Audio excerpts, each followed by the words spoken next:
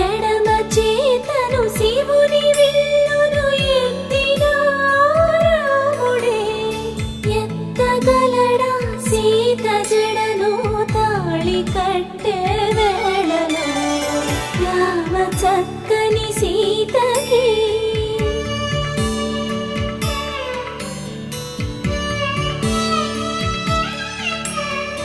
ఎర్ర జాబిలి చేయి రాముడేడని అడుగుతుంటే